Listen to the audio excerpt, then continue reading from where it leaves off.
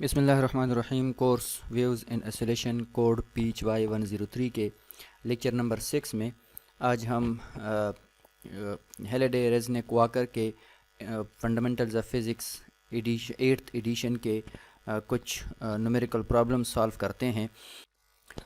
Problem number 31 interference of wave کے حوالے سے ہے. اسٹیٹمنٹ کہہ رہا ہے کہ دو ایک جیسے ویوز ہیں، سیم ڈائریکشن میں موو کر رہے ہیں، اور دونوں ویوز کے درمیان جو فیز ڈفرینس ہے وہ π/2 ریڈین ہے. تو انٹرفیئرنس کے بعد جو ریزلٹنٹ ویو کا ایمپلیچیوڈ ہے وہ in terms of individual waves کے کتنے کے برابر ہوگا. تو ہم پریویس لیکچر میں انٹرفیئرنس آف ویوز کے حوالے سے پڑھ چکے ہیں کہ ریزلٹنٹ ویو کا جو ایمپلیچیوڈ ہے وہ 2a cos of phi/2 کے برابر ہوتا ہے. تو ادھر جو ڈیٹا ہے اس میں phi جو ہے وہ π/2 ہے، اور ym' کو ہم نے کیلکولیٹ کرنا ہے، مطلب ریزلٹنٹ ویو کا جو ایمپلیچیوڈ ہے اس کو ہم نے کیلکولیٹ کرنا ہے. تو ym' برابر ہوگا 2ym cos of half phi کے.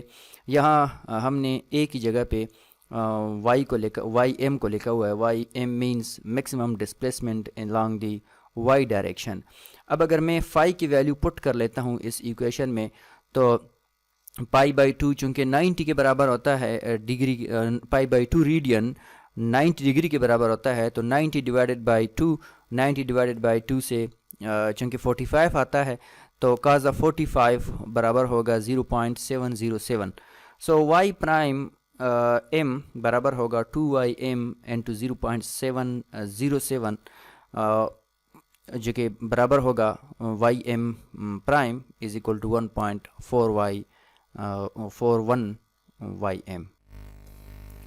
پرابلم نمبر 32 میں فیز ڈفرینس کو ہم نے معلوم کرنا ہے دو ویوز کے درمیان جو کہ سیم ڈائریکشن میں موو کر رہے ہیں، اور ریزلٹنٹ ویو کا جو ایمپلیچیوڈ ہے وہ 1.5 times of the interfering waves کے برابر ہے.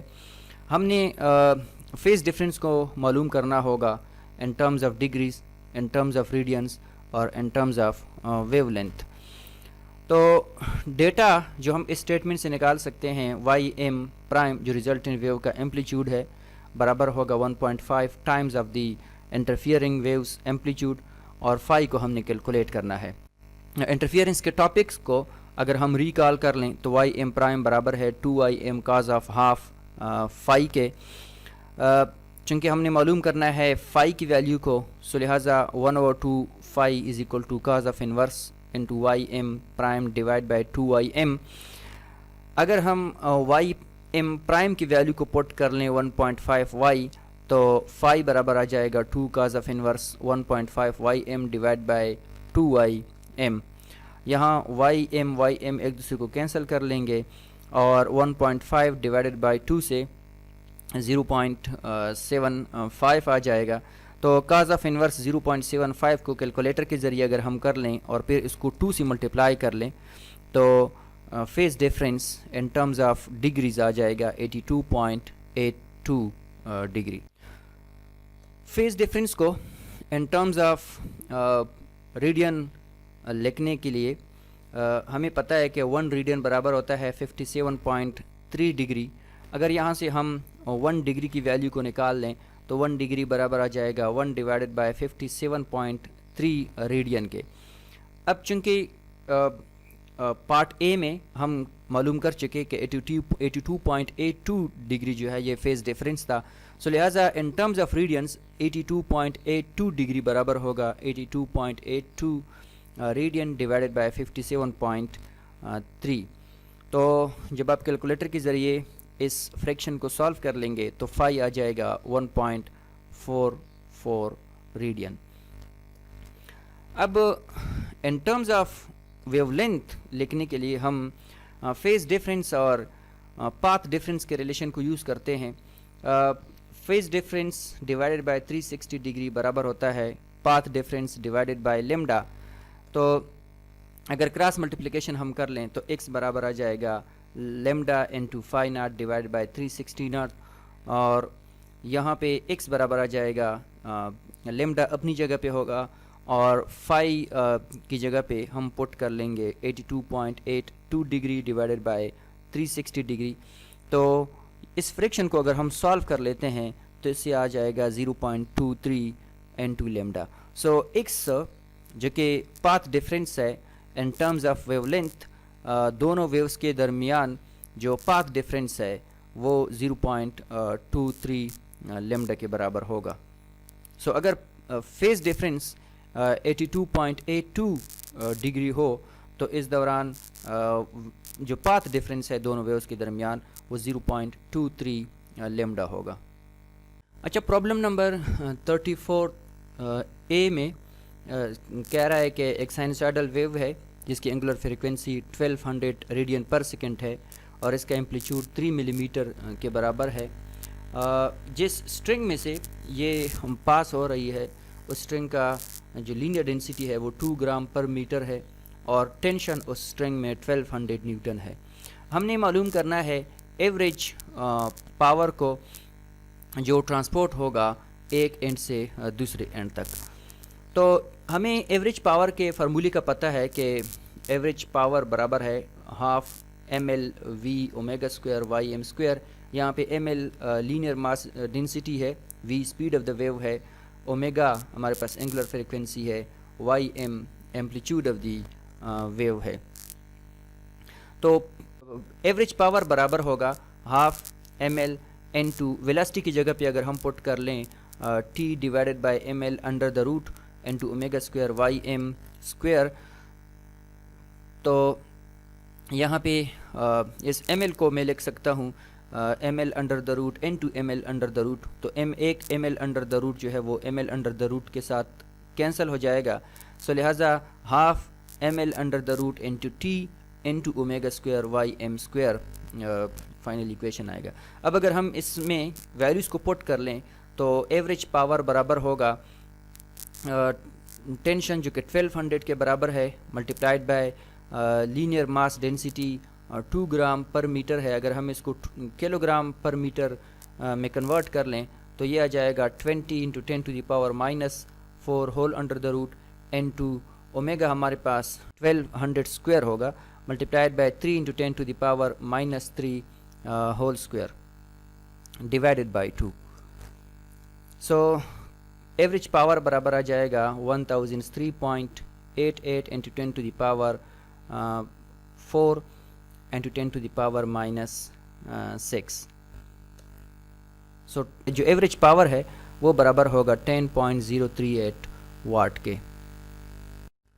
پرابلم نمبر 34 کے پارٹ بی میں ہم سے مانگ رہے ہیں کہ اگر دو ایک جیسے ویوز ٹریول کر رہے ہوں دو ایک جیسے اسٹرنگ میں تو پھر ایک اینڈ سے لے کر دوسرے اینڈ تک جو پاور ڈیلیور ہوگی وہ کتنی کے برابر ہوگی.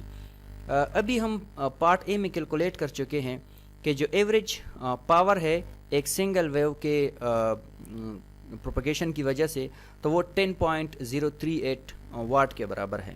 اب اگر دو ویوز سیملٹینیسلی دو ڈیفرنٹ ویوز میں سے دو ڈیفرنٹ آئیڈینٹیکل اسٹرنگ میں سے پاس ہو رہے ہوں تو پھر ٹوٹل جو پاور ہے وہ برابر ہوگا 2 into power of the individual view.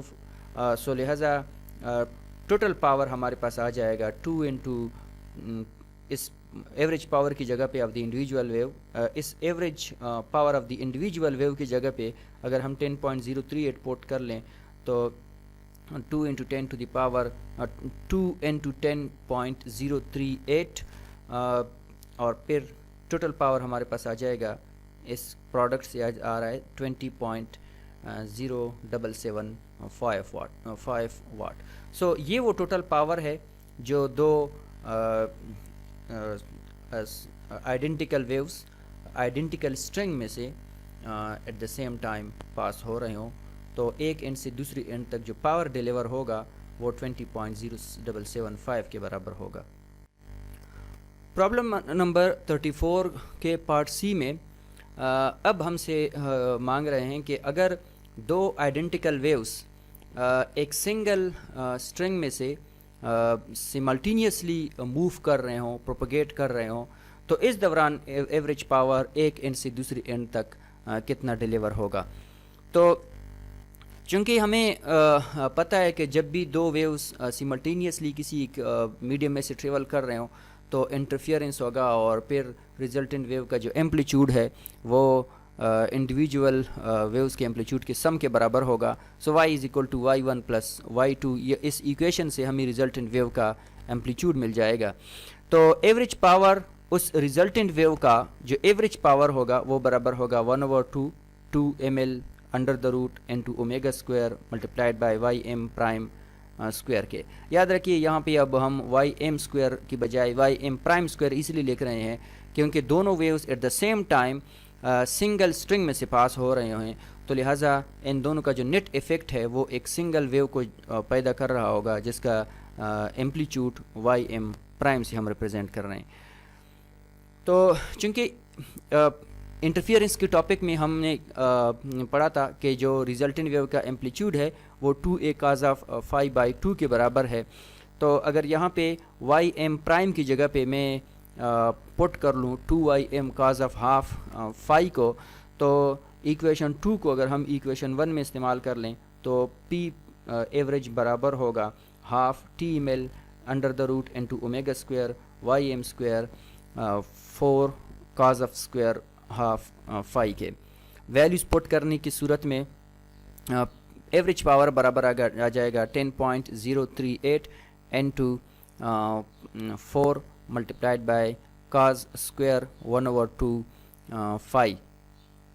यहाँ पे 4 इंटू cos स्क्वायर 1/2 फाई जो है वो अपनी जगह पे, और इस पूरी टर्म ये टर्म जो आपको नज़र आ रहा है ये टर्म एक्चुअली हमें दे रहा है power of the single wave के। तो सिंगल वेव का पावर हम पार्ट बी और सी में डिस्कस कर चुके कि जो कि 10.038 वाट के बराबर है। सो अगर हम यहाँ पे 10.038 मल्टीप्लाइड बाय 4 कर लें तो इससे आ रहा है 40.152 इंटू cos स्क्वायर 1/2 फाई। अब मुख्तलिफ़ केसेस हैं हमारे पास, ये जनरल रिज़ल्ट है जो कि हमें मिलेगा एक वेव दो वेव सिमल्टेनियसली अगर एक ही स्ट्रिंग में से पास हो रहे हों।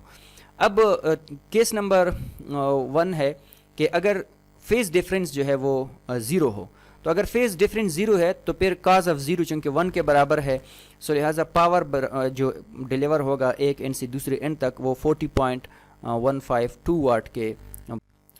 अब अगर फेज़ डिफरेंस दोनों वेव्स के दरमियान 0.4 पाई रेडियन के बराबर हो तो इन टर्म्स ऑफ डिग्री हम इसको लिख सकते हैं 0.4 इंटू पाई रेडियन, चूँकि 180 डिग्री के बराबर है तो 0.4 इंटू 180 डिग्री बराबर आ जाएगा 72 डिग्री।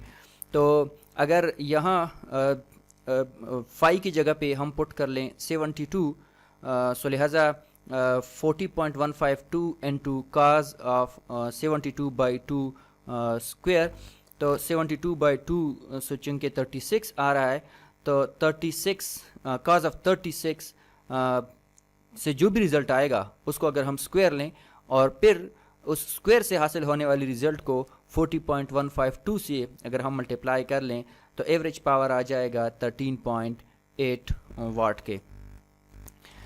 अगर फेज़ डिफरेंस 180 डिग्री के बराबर हो, मतलब कि अगर दोनों waves completely out of phase हों तो एक वेव का क्रस्ट दूसरी वेव के ट्रफ पे पड़ रहा है। इंटरफियरेंस के टॉपिक को समझने के बाद हम यहाँ से अंदाज़ा लगा सकते हैं कि पावर डिलीवर नहीं होगा क्योंकि डिस्ट्रक्टिव इंटरफियरेंस होगा। अगर हम इसको मैथमेटिकली देखें तो एवरेज पावर बराबर होगा 40.152 इंटू cos ऑफ 180/2 स्क्वायर।